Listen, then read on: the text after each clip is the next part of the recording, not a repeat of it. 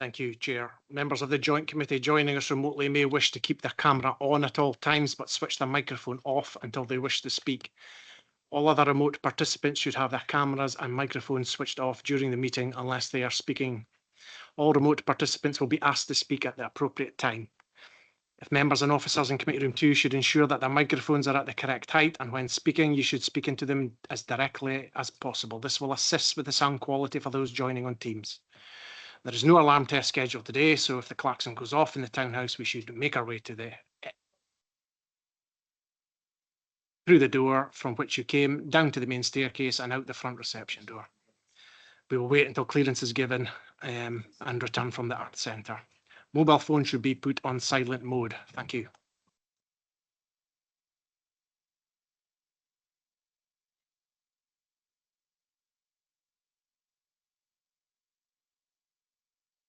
Thanks, Mark.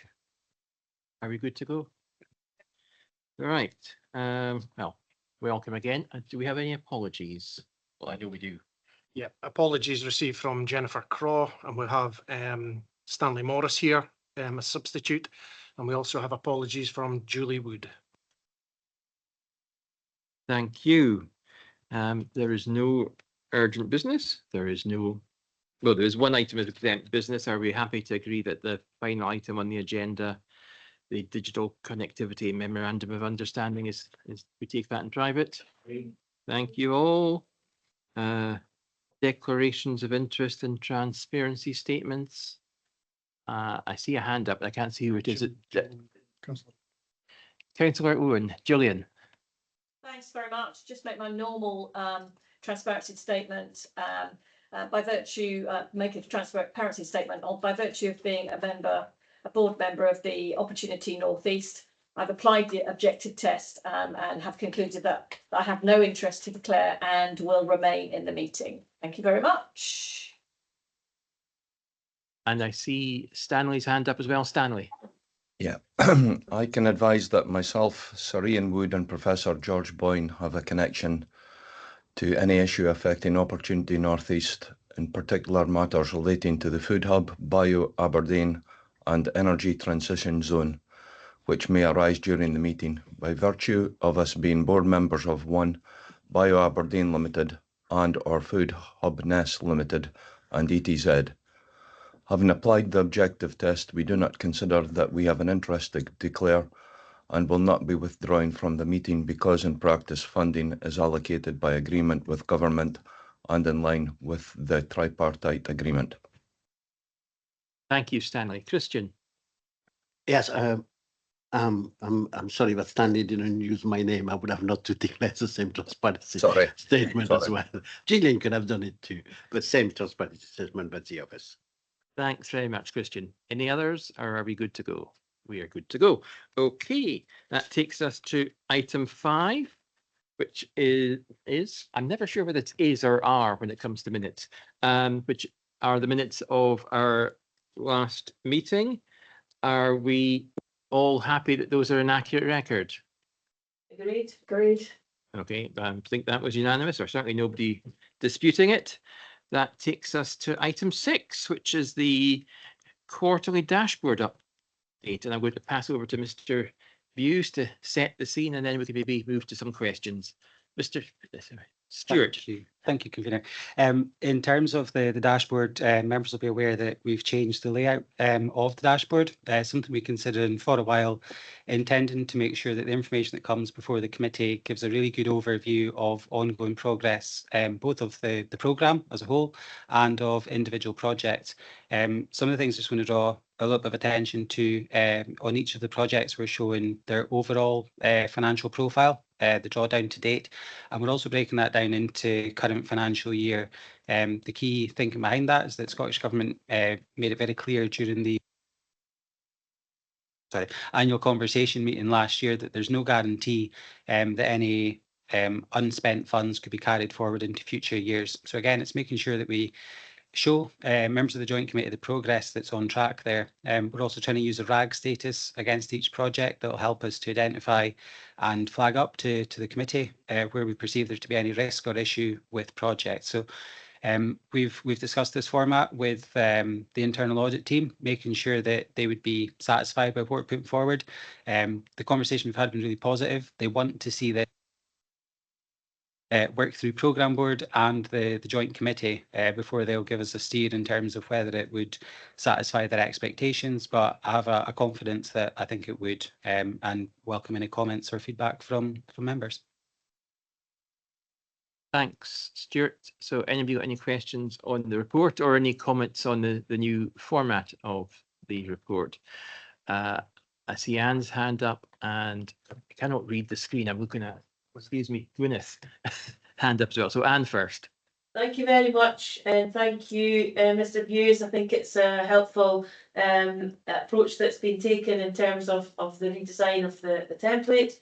But I suppose just a reiteration of the assurances that you have started to give that all the projects will be completed as we would have hoped, when we would have hoped, and that we're on target to achieve the outcomes that we set out initially. So really just that additional assurance, and perhaps an update on the handover for Seed Pod, for example.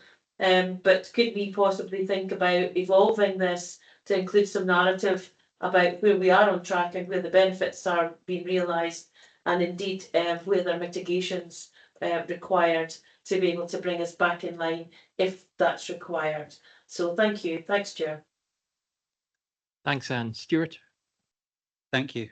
A few points to pick up on there probably.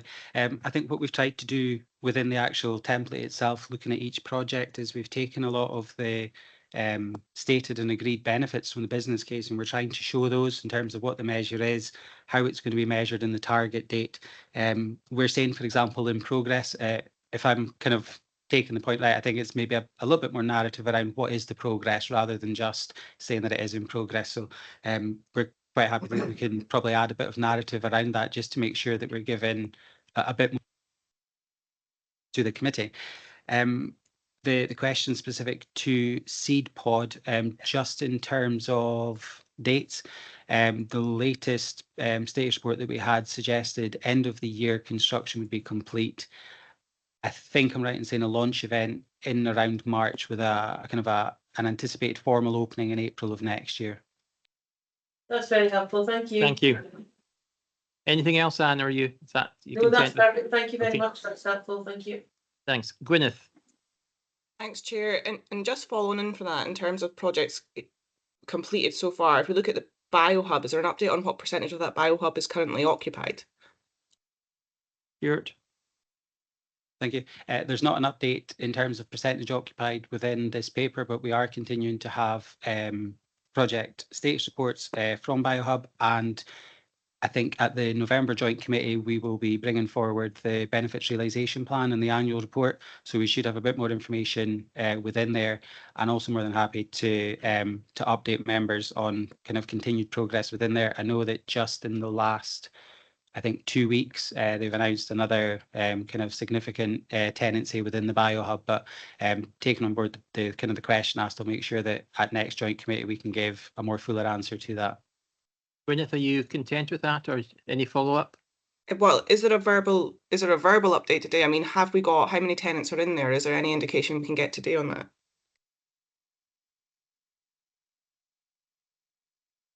I can certainly confirm that there are 2 significant tenants in there at the moment. There are other discussions that are ongoing. The one thing I'd probably flag up, just a matter of note for the Joint Committee, is that we do have a member, an observer on the BioAberdeen board. So in terms of the conversations that are having there, we do have insight into the direction of travel that they have. At this point in time, because it's such a recent conversation that they've been having about the kind of the next major tenant, I wouldn't want to confirm that information until I've made sure that that's actually all signed off. Gwyneth? Yeah, no, that's fine. Thanks. I wasn't asking for, I wasn't trying to put you on the spot and ask for any information that we can't have just now. I think it's just useful for us to have an indication of where that percentage is at, because I think it's important that we do see it getting populated. So thank you for that. I appreciate that. Thanks. Stanley? Yeah, I chair the Food, Drink and Agriculture Board at 1, and I can confirm that the timescales that has just been spoken about are accurate, that we should have the handover in November and the official opening in March. Everything seems on track. Thank you. Any other questions or points? Any feedback on the new format for the report? Okay. Can we move on then? Grader. Takes us to item 7, external transportation links to Aberdeen South Harbour progress report. And Ross, Alan, I'm sorry, Alan, I do apologise. Yeah, quite happy to introduce the report, Chair. Absolutely fine. So today is a standard update report to committee as requested. The information outlined provides this context of where the project currently stands. So detailed design development continues and is progressing well. A number of additional data collection surveys have been undertaken since we last met. There is an explanation around design refinement at the Hareness Coast Road Junction, which has happened off the back of further constructability and phasing work that's been progressed as part of the detailed design, and that shows members the new and improved alignment of the two junctions at this location, which is going to bring some benefits in the constructability going forward. Two major tasks that have progressed since the last meeting has been the planning application, which has moved substantially through the process, and we expect a decision in this autumn fairly soon. And the compulsory purchase order, which made its way through Aberdeen City Council processes, has been made and notified. And as the report details, we've received a couple of objections as part of that process, but we are positive that they can be resolved in a timeous manner. There's also updates on a couple of activities that committee has been interested with in the past, both the temporary and permanent traffic management, what the implications and disruption might be around construction. That work is ongoing, and we'll provide further updates at next committee. And permanent traffic management around the control of HGV traffic through Cove and Torry has advanced as well. There's further survey work to happen this month, and we'll update further next time we meet. The programme is, or the project is currently proceeding the programme that's been shown. There are a number of critical tasks underway that involve third-party involvement, and keeping those to their current durations will be one of the major tasks over the next few months. And in terms of budget, we're within current budget as amended at previous committees. Thanks, Alan. Questions? Christian and then Anne. Christian. Thank you very much, Chair, and thank you very much for the update. I can see that I'm delighted to hear about the compulsory purchase orders. That seems to be positive outcomes about those. I can't help thinking that, you know, the stag one was in October 2018, and now that's just 6 years later, and we're still there. And I'd like to thank our partners, you know, Aberdeenshire Council and others for their patience on that. And I know that Syrian has always been very vocal about that. That road should have been built some time ago. I just want to reiterate what I said in previous meeting, try to avoid as much as possible disturbance for the communities of Cove and Torry during the work would be very much appreciated. Alan? Yes, that sentiment is fully understood and is very much driving what we are we're looking at in that constructability phasing approach, and any of the options will reflect that as well. Thank you. Anne. Yeah, thank you very much, and thank you, Mr. Mackay, for the update. I note in section 1 of the report, it mentions project finance costs, and I'll ask a question I have asked before. Are you still confident that this project will come in within the financial envelope that's been set out and agreed?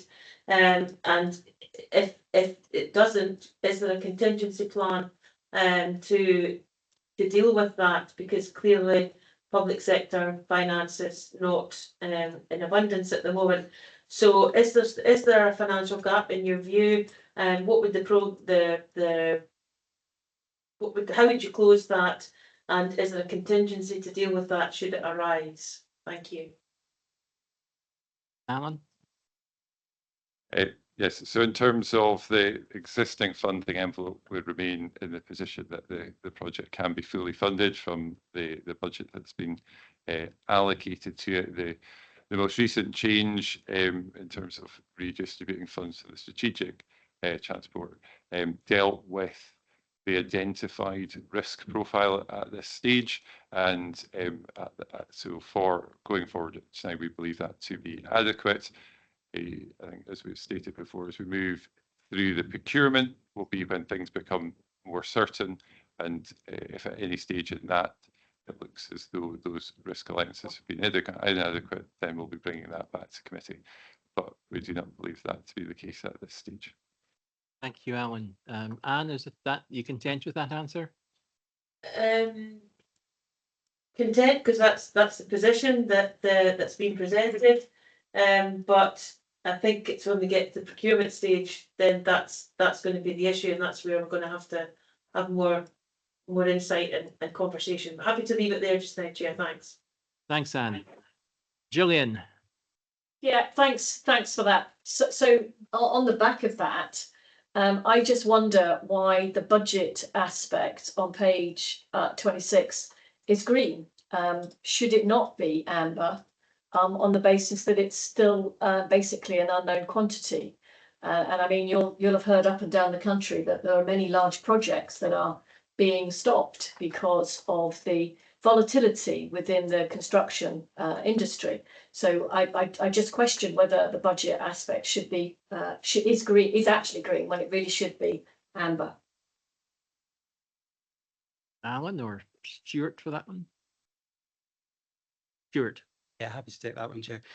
Just in terms of the programme dashboard, page 26, as you referred to, at this point in time, as Mr. Mackay had said, the envelope that's currently in place is sufficient to meet the current project expenditure forecast. If that situation were to change, the RAG status on the dashboard would also change. But at this point in time, having gone through the Joint Committee previously to get, I think it was in February, the STA allocation that increased the envelope there, I think we have sufficient resource at this point in time and wouldn't intend RAG status at this point. Thanks, Stuart. You might want to change mic or something. Stuart's got the haunted mic. It keeps switching off. Okay. Gillian, are you content with that?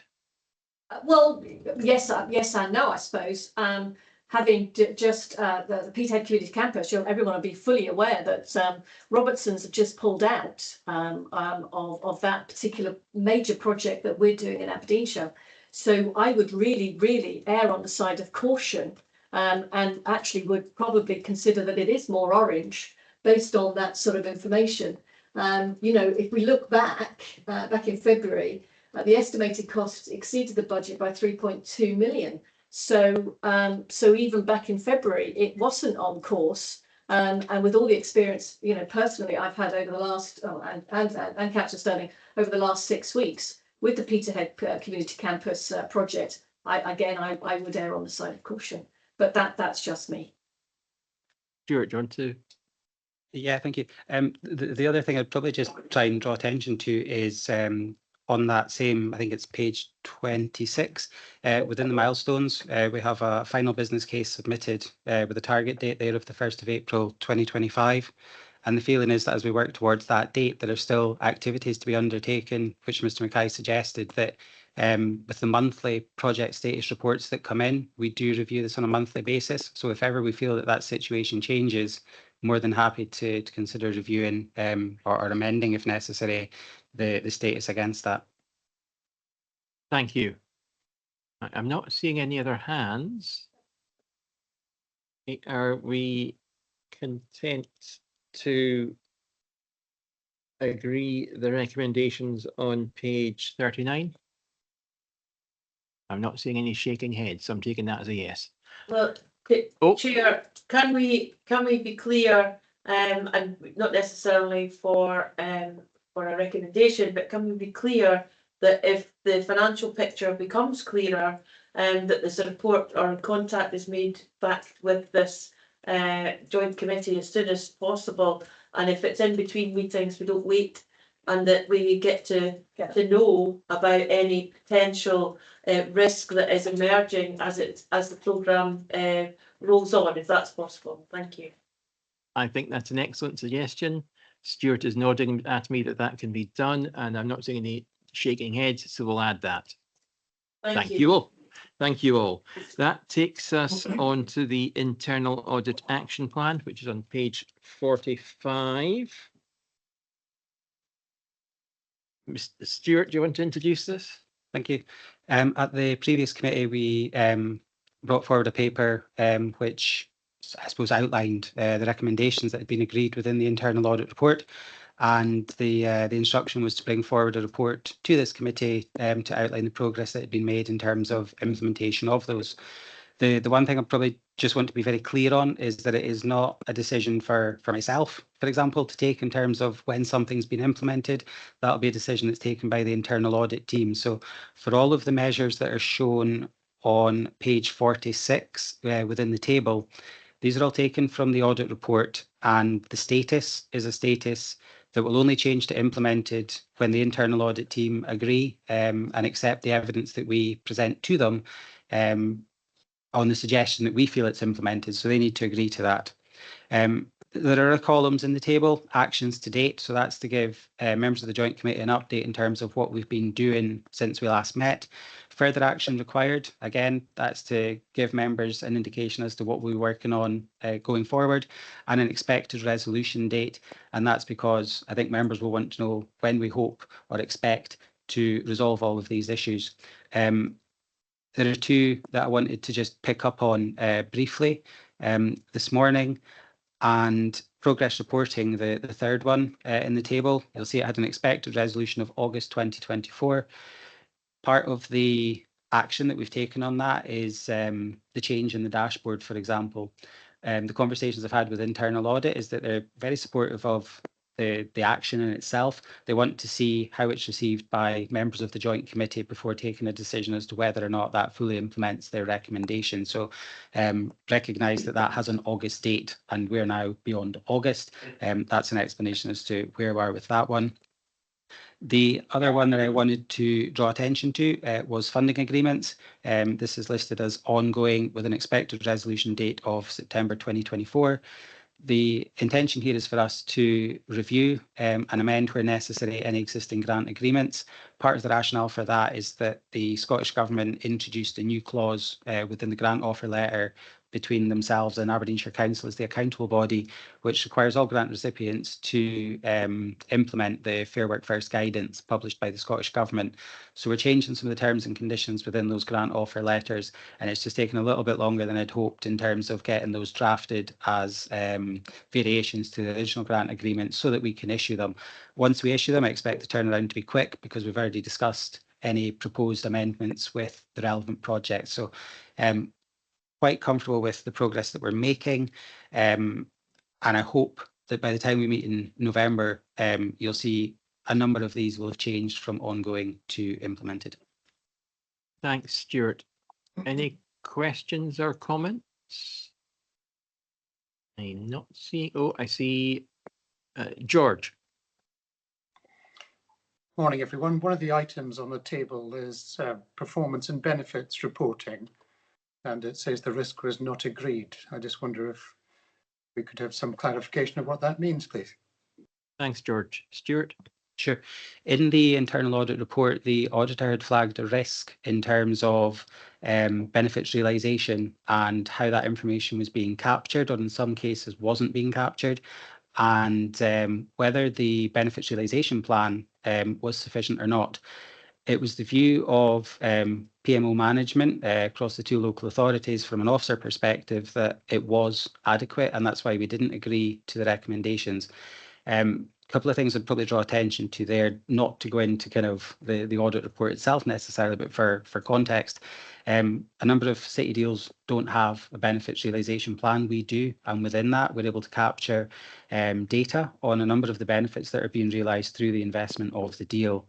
The other aspect within that came up, I mentioned that there was some data that wasn't being recorded, and this was flagged by the auditor.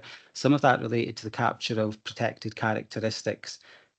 Legally, that may pose us a challenge in terms of how and why we would seek to collect that level of information. There is a national PMO network, and we've raised that with them, and it's a national issue. There is no consistency or solution to that matter. So we did also flag that back to internal audit and said, look, we understand the point that you're making. It's not something that we can just do, because that would potentially put us at risk of non-compliance with GDPR. So where it says not agreed, in the PMO response on the audit report, we said that we didn't agree with the risk. The report was then presented to both local authorities audit committees, who accepted the report, and on the basis of having accepted that we didn't agree to the risk, that means that we don't need to take any further action. That surprised me somewhat, and I double checked and triple checked with internal audit, who gave me the assurance that we absolutely don't, and that they wouldn't be reporting back on that as an action that's expected on us. Thanks, Stuart. George, does that provide you with assurance? Thank you. That is helpful. So we're just checking we're satisfied that the dashboard that we saw earlier captures the performance and benefits adequately, and there's no risk to the quality of the performance and benefits reporting. Stuart? Yes, and the other thing I would add to that as well is when we meet in November, we'll be bringing forward the annual benefits realisation report along with the annual report. So again, complete transparency in terms of what's been delivered over the last financial year and in future years too. Thank you. That's great. Thanks, Stuart. Anything else on the internal audit action plan? I see no hands. So are we happy to agree that? Agreed, great. Thank you all. That now means we move on to digital connectivity. Can we switch off the recording, please? And make sure that millions of folk aren't watching us. Thanks, Ross and Alan. Sorry I got you mixed up. Ross is a good looking one.